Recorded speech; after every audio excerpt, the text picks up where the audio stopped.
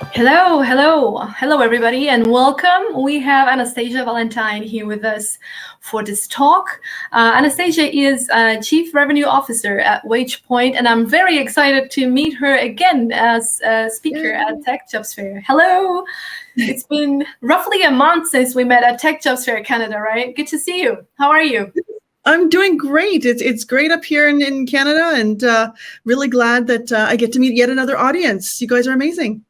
Thank you. So in short, Wagepoint is a fintech company on a mission to simplify payroll, and it's one of the exhibitors today at the Jobs Fair. So Anastasia, I know you have a presentation on culture and diversity, a topic that is very dear to your heart, and I enjoyed it very much last time. So would you like to start now? I'll give the word to you.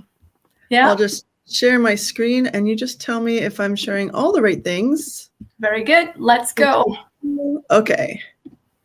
All right. Well, first of all, I want to welcome everyone for taking time out of your day. I appreciate your time and I appreciate you. And I can't wait to share some of the really cool things that I've come across in my journey and what I'm seeing in the industry with you. And then we'll, if we have time, we'll take some questions as well, because I'd love to talk to you a little bit more.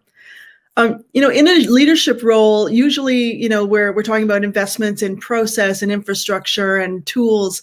But, one of the things, there are three things that I think that some companies kind of take for granted. And we're seeing more and more of these right now in like tech. We're seeing a lot of these buzzwords. But I think large organizations need to think about these too. So, for example, amazing culture. Who doesn't want to work for a place that has amazing culture? Diversity. I'm going to talk about this a lot, but diversity wins every single time. And there are really great business reasons to have a diverse workforce. And then finally, high EQ, or high EI, so emotional intelligence. When you have these three things together in an organization, it actually makes your business run better. And we'll talk about all of them in just a second. So let's talk about, how does a company even create company culture, and what is company culture? For me, it's really, it all starts with a story. Like, what is their why? I mean, we've heard this in the industry a lot. There's it's all about the why. Why is this company created what they did? Why did they do that? Why are they creating their products? Who are they serving? What really makes them kind of jump up and innovate and give them that gumption to serve the perfect fit customers? There's always a story behind that. And I think that we as business leaders need to really understand what that story is. And as founders, we need to communicate that story really effectively so that people get as excited as we are about what we're about to do and what our mission is. And that story could be as simple as, we were at a pub and this idea came on a napkin, and then we decided, we're going to do this. We were talking to some investors and they said, we're the right people to take this off the ground. Or maybe it's a family business or whatever it happens to be. There's a story there. And I think for people who are looking for new opportunities, this is a good opportunity for you to understand or even ask employers, what's your why? What is your story at the organization? And what is the organization's story altogether? Now, I love this map. It's created by, you're behind my screen here. So it's created by the Image Farm, and it was made for one of their clients. But I think it really shows you all of the really cool aspects of a company culture. And they have these 4 pillars: the people, company, and leadership and community there. But then they also have a bunch of other things that I think are really super important that lend itself to creating a really excellent work environment, like individuality, no dress code, having recognition, hiring earthlings, not like we hire, non-earthlings, but everyone. And then that's being inclusive, caring for one another. Like, isn't that a really great pillar to have in your organization where you say, listen, we care about each other? It's kind of a foreign thing sometimes. Being able to take risks and allow people to fail so that they're actually not even afraid to fail. You'll actually get people being more creative and people more apt to share their ideas if they know there aren't these dire consequences, because you can probably learn a lot more from failing than not doing it at all. And then, you create leadership, there's balance, work life. Everybody's looking for these things. But what I'm trying to show here is that, culture isn't just a bunch of pillars and a bunch of people saying, this is our mission statement, this is what we do. It's really about how do they demonstrate these things? How do they show you that they do have work-life balance, that they value family, that they recognize their employees, that they provide career paths, and give us some examples, like tell us how you failed fast so that we too can learn as we grow with your company. Now, I absolutely love the Zappos family core values, because this really shows you what kind of a company they are and where they're coming from when it comes to how they treat their employees and the employee culture. Now, I'm not going through all of them, but some of the ones really stand out to me. And I think the first one, delivering wow through service. Now, doesn't that get you excited? It gets you excited maybe, as an employee, being empowered to deliver the wow. And as a potential customer, oh my gosh, I'm going in there and I'm being prepared to be wowed because this is their mandate. Like that gives me, so much energy, and it makes me feel really good about this brand. Building, open, honest relationships, building a positive team, getting creative and doing more with less. We don't always have these big budgets and huge teams, but darn, you can have a really talented, nimble team with not a lot, and you can accomplish a whole lot. And then finally, being humble. It's one of the things that I'll talk a little bit about is my leadership style and the style that we have. But it's a trend that I'm seeing, throughout a lot of organizations, and that's kind of servant leadership, and really putting your team first and making them successful, because that's, after all, it is our job. But one thing I do want to leave you with this, and this is a quote from Simon Sinek, is that customers will never love a company until the employee loves it first. And I didn't really think about that. Like, I'm pretty on in my career. I've been doing this for about 25 years, but nobody told me this at the beginning. Nobody shared this with me. So I never thought I had to love the company that I worked with. I was never even told that I should love what I do. But now, that I've had many roles and many opportunities, I'm at a place now where, everyone I speak to is, I tell them that it's important that you love what you do, but also that you really love what the organization does as well. Now, creating a culture of diversity. In this little section, I'm going to talk to you about how we do it at Wagepoint and some of the ways that we dig a little bit deeper than some of the organizations that I've worked with. I'm actually, digging a lot deeper. So the first, you've probably seen a lot of these analogies, but I like this one the best, because, there's some organizations that if you look at, you have a bowl in front of you, you can create it with one ingredient. We're going to use the option of salad. Here's some lettuce. It's not that interesting. I guess if you like lettuce, it's okay. But there's so much more than that. And if you really wanted to have an experience, if you really wanted to have some depth, you might want to add a little bit more. So here, they've added some tomatoes and some onions in here, and maybe even some dressing. And that's good, but everything's still kind of independent, and it's together. But it's not like something a little bigger that has an entire experience around it. Like, we're talking cake, we're talking beverages, we're talking appetizers, we're talking everybody brings their own little thing to the potluck. And in this case, this is expanded beyond just like one little meal. This is an experience. You have conversation, you have shared understandings, you have spirited debates, you have different opinions, you have, a really respected information or relationship, and you're having fun. You're sharing a meal together. You're having a whole experience together. And this is how, we should look at building a company. So if we were going to build the best dinner party, we wouldn't just have lettuce. We would have the best of all things. So when I put out this call to the people in our company, and these are all real, legit people that I work with every single day, and I absolutely adore them. I said, listen, give me a photo of you doing something you love. And some of them stayed with the kind of very corporate ones, and some of them really kind of showed off what they do. And I think this is a really good representation of who's in our company. But, it's also very cosmetic. It's, you can see the people. But what you aren't seeing is very important as well. It's good that people are able to see that, you know what, if I went there, I would belong.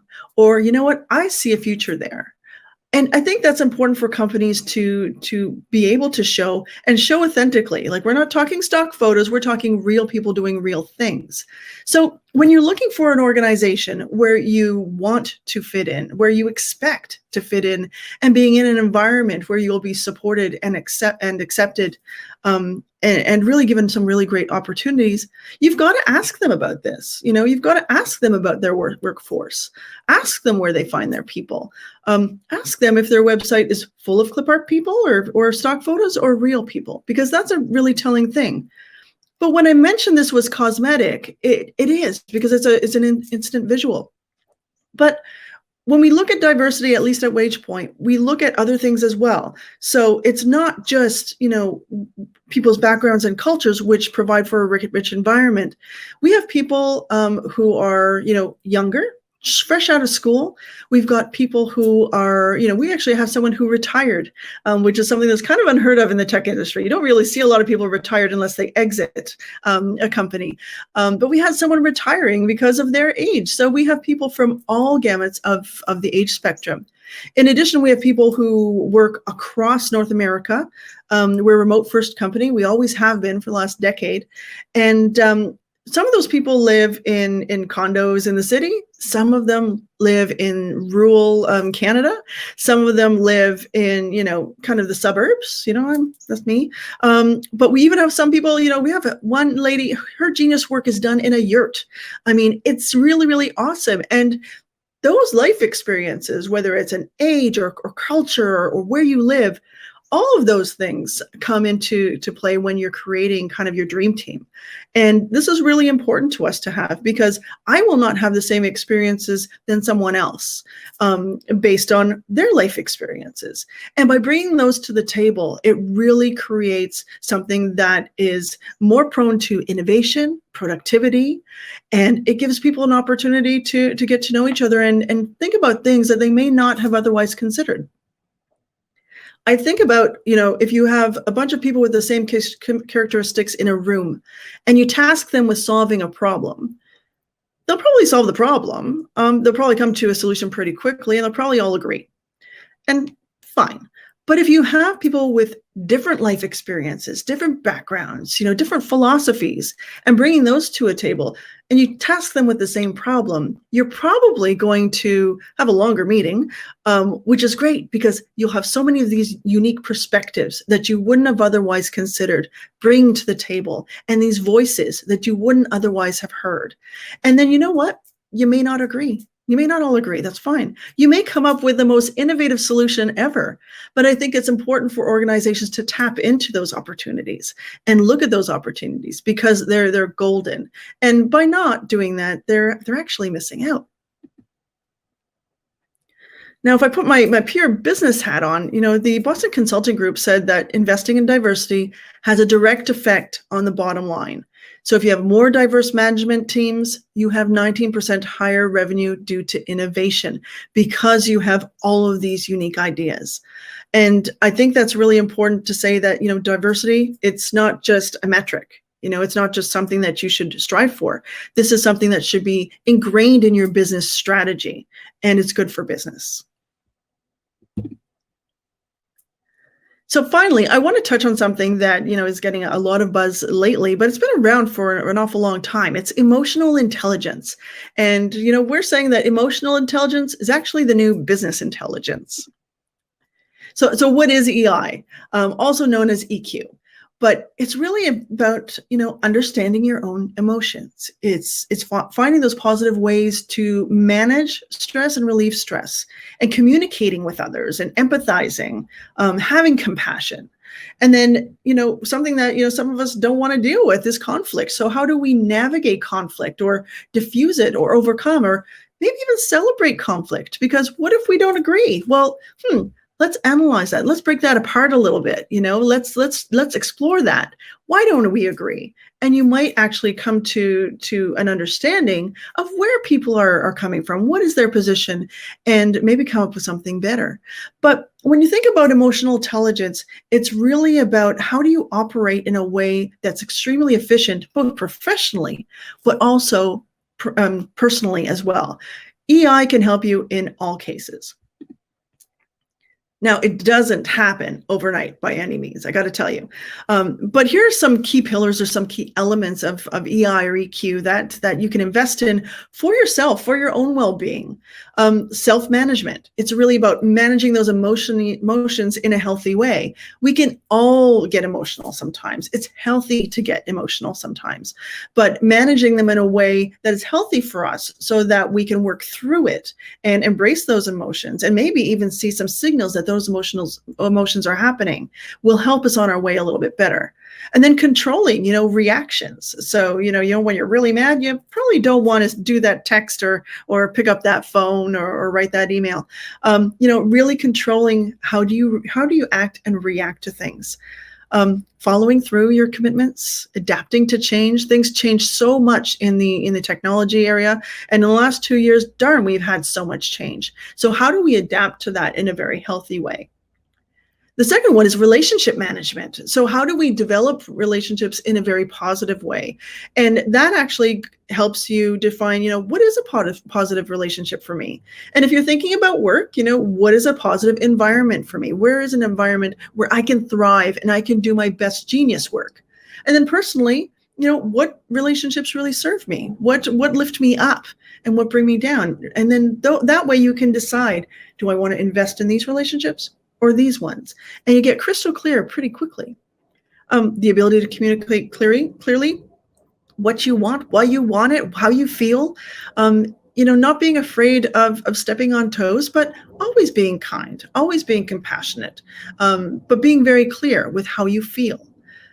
Inspiring and influencing others. These are very different things, but when used together, you're able to get a lot done. If you're able to inspire people to be at their very, very best, if you're able to influence others to maybe go a certain direction, consider a certain approach, those are all very good skills to have in all parts of our lives. Again, it goes back to, managing conflict. How do we do this? How do we do this as a team? There's always going to be conflict. Conflict isn't bad. And if you look at it as a way to be an opportunity for more greatness, as opposed to a challenge or a barrier, then you can probably overcome conflict a lot easier. Self-awareness, recognizing, those how your emotions and your thoughts really affect how you behave. And sometimes when we're stressed, for example, we may snap at people, or when we're tired, we're just, we're not thinking clearly. So it's also about, taking care of yourself and recognizing those key signals. Knowing your strengths and your weaknesses, and knowing where you can improve and where you can really lend your best strengths to help others and to help yourself. And having self-confidence. And this is not necessarily ego. This is just being really strong with who you are, what you do. And then you can see the areas where you might feel a little bit more trepidatious, a little bit more, less self-conscious, and maybe work on those areas so that you can have that confidence all around. And then finally, I'm just looking behind here. It really ends with social awareness and, having an understanding of yourself and how you interact with others, understanding, social cues, leveraging social cues to tailor your conversations and the ways you do things. These are ways that allow you to read people a little bit better, and everybody's different, right? So it's important to be able to kind of change the way you communicate if people aren't understanding or receiving, or enhance the way you communicate if you're in a situation where someone is like all over that idea and they really want to kind of go all in. But these are the 4 elements of EQ, and it goes so much deeper than this, but I encourage you to go and read up on it, because it is something that will help you both personally and professionally. So I know we only have 20 minutes here, and I whipped through that really fast, but if I was to give you some takeaways, creating company culture with purpose the shared values and engagement is the foundation. If you do that with an organization, or if you make sure you're getting that in an organization that you're applying to, everything else will follow. If you love what you do, and if they love what they do, you've got a really great starting point. Diversity wins every single time, and I will never back away from this. Diversity is so important, and it's good business, period. And emotional intelligence is the new business intelligence. So invest in that on your behalf, and you find that things will be a little less stressful and things will flow a little bit better for you. Now, I do want to mention that Wagepoint is hiring. We're a remote-only company. We don't have any barriers due to geography for the most part. We're hiring primarily right now in North America, but if you see anything here that really, really resonates with you, or if you want to chat after the fact, I'm always happy to chat. But check our website very often, because we are in a very high growth mode. New opportunities are coming all the time, and I would love to see you as part of our organization. So if you have any questions, I think now we're almost ready to take them. Am I right? Yes. We have a couple of minutes left, not more than that. I would start with a question I have here, because I cannot find anything yet. There was someone said, awesome infographic. If anyone wants to ask a question or raise a hand, otherwise I will just ask you then. I loved many parts of this. I took some notes.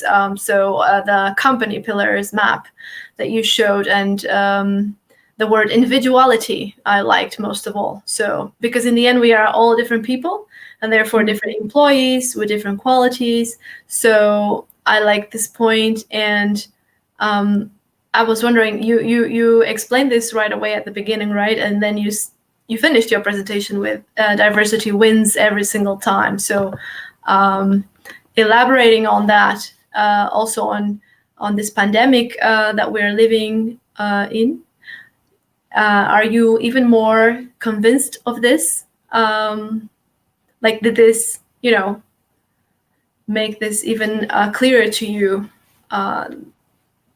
Yeah, I think more than ever, because what we're tasked with as business leaders is to hire the most amazing people to get the job done. And if we're putting barriers in our way because and they're artificial, they're artificial barriers in our way to doing that, we're doing ourselves a disservice. But if we're actively looking for people to do great work, there are amazing people everywhere. And if we're not doing that, one, we're probably not doing our jobs, just to be clear.